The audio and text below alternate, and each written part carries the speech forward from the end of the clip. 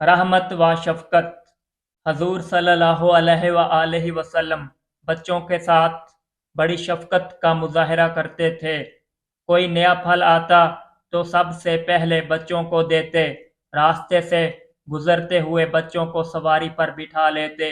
एक दफ़ा का जिक्र है कि रसूल अकरम सल्लल्लाहु अलैहि वआलैहि वसल्लम अपने नवासे हजरत हसन बिन अली रजी अल्लाह ताला अन्हो को प्यार कर रहे थे।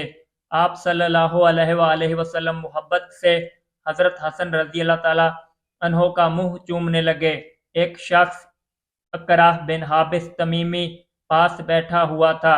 वो कहने लगा, मेरे 10 बच्चे हैं, मैंने तो कभी किसी को नहीं चूमा। रसूल अकरम सल्लल्लाहु अलैहि वसल्लम ने उसकी तरफ देखा और फरमाया, जो रहम नहीं करता उस पर रहम नहीं किया जाता। हमारे नबी सल्लल्लाहु अलैहि वसल्लम रहमत व शफकत का आला तरीन नमूना है। आप सल्लल्लाहु अलैहि वसल्लम ने ना सिर्फ इंसानों बल्कि जानवरों पर भी रहमत व शफकत फरमाई। नतीजा, जो रहम नहीं करता उस पर रहम नहीं किया जाता।